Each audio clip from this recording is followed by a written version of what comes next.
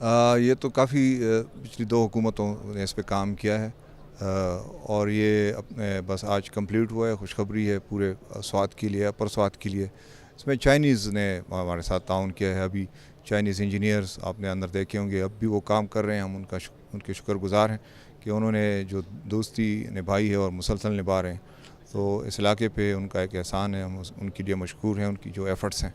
اور بہت مشکل حالات میں انہوں نے اس کو جاری رکھا ہے. پچھلی پی ٹی آئی کی جو حکومت تھی، ان کا یہ کارنامہ ہے کہ انہوں نے اس کو نیشنل گرڈ سے کنیکٹ تو کیا ہے، لیکن اس میں یہ تبدیلی ہے کہ سب سے پہلے یہاں کی جو لوکل ریکوائرمنٹ ہے، جو لوکل گرڈ اسٹیشنز ہیں، ان کو انرجائز کیا جا رہا ہے. مدین گرڈ اسٹیشن کو، خواجہ خیلہ گرڈ اسٹیشن کو، اور اس کی ٹوٹل پیداوار جو ہے وہ 36.6 میگا واٹ ہے، اور اس کی سالانہ آمدنی جو ہے 1.23 بلین ہے، جس کا 10% جو ہے وہ لوکل لوگوں پہ خرچ ہوگا.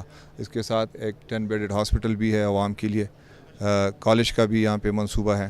یہاں سے ہم کلین ڈرنکنگ واٹر جو ہے وہ بھی ٹنل میں سے نکال کے، جو راستے میں جتنے بھی گاؤں آتے ہیں ان سب کو ہم پانی بھی دیں گے اس پروجیکٹ سے. تو جو بحران تھا یہاں پہ سوات کا بڑا شدید تھا، جس کی وجہ سے ٹورزم کو بھی نقصان تھا. تو انشاءاللہ تعالیٰ یہ سے لوڈ شیڈنگ کا خاتمہ ہو جائے گا، وولٹیج پورا ہوگا، اور ٹورزم میں جو رکاوٹ تھی وہ روزگار بھی اس سے آئے گا. تو انشاءاللہ تعالیٰ اس کے علاوہ ہمارا روڈ کا مسئلہ ہے بحرین ٹو کالام، اس پہ بھی ہم کام تیز کر رہے ہیں تاکہ وہ وقت سے پہلے کمپلیٹ ہو. اس کی کمپلیشن جو ہے وہ بہرحال 2020 میں ہے جون، لیکن ہم کوشش کر رہے ہیں کہ 2019 میں اس کو کمپلیٹ کیا جائے. تو اگر روڈ کمپلیٹ ہو، بجلی یہاں پہ ہو، اور گیس کو بھی ہم ایکسٹینڈ کرنا چاہتے ہیں، گیس بھی یہاں پہ لوگوں کو ملے، تو ایک طرف تو جنگلات بچ جائیں گے جو کہ ماحولیات کو بڑا فائدہ ہوگا اور جو کہ ہماری ترجیحات میں شامل ہے، اور دوسری طرف یہاں پہ سیاحت اور روزگار کے مواقع پیدا ہوں گے. سر یہ بتائیں کہ یہاں پر بہت زیادہ پوٹینشیل ہے سوات کے، دریائے سوات کے اوپر کئی مقامات ایسے ہیں کہ وہاں پر ہائیڈرو پاور پروجیکٹ بن سکتے ہیں. دریائے اتروڑ ہے، دریائے اوشو ہے. تو اس حوالے سے آپ لوگوں کے آگے کیا اقدامات ہیں؟ پاکستان تحریک انصاف کی حکومت کی ترجیحات میں یہ شامل ہے. صوبائی حکومت تھی ہماری، مرکزی حکومت ہماری نہیں تھی پچھلی دفعہ، لیکن اس میں بھی صوبائی حکومت نے جو کام کیا ہے اور جو ان کے منصوبے ہیں، تو وہ تو کسی سے ڈھکی چھپی بات نہیں ہے. اب مرکز میں بھی ہماری حکومت ہے، تو ہم کوشش کر رہے ہیں کہ ہم مائکرو ہائیڈل جو ہمارا ہے، جو دور دراز کے علاقے ہیں، ہم پہلے اس کو کمپلیٹ کریں. اس کے علاوہ جو بڑے بڑے ڈیمز ہیں جو فیزیبل ہیں، صوبے کے اندر ہے، پورے پاکستان میں ہے، ہم ان پہ کام شروع کر رہے ہیں. بادشاہ ڈیم کے لیے جو مہم ہم چلا رہے ہیں، عمران خان خود چلا رہے ہیں، لیڈ کر رہے ہیں.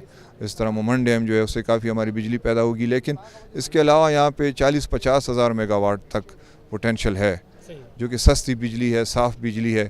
اور اس کے علاوہ یہاں پہ جو قدرتی وسائل ہیں، جو منرلز ہیں، اور اسکلڈ لیبر ہے، اور پھر ہمارے جو جیو اسٹریٹجک لوکیشن ہے کہ ہم چائنا کو اور سینٹرل ایشیا کو، ساؤتھ ایشیا کو، 3 بڑے ریجنز کو ملا رہے ہیں.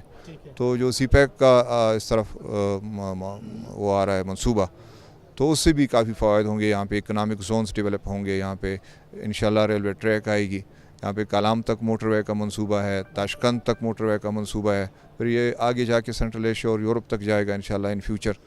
تو یہاں کے لوگوں کے لیے یہ پہلی خوشخبری ہے. ابھی ہمارا 1 مہینہ بھی نہیں ہوا، اور اس کے بعد انشاءاللہ تعالیٰ اور بھی خوشخبریاں آئیں گی. تو سب سے زیادہ فائدہ یہاں کے لوگوں کو ہوگا، اس کے علاوہ پورے سوات کو، پورے پاکستان کو فائدہ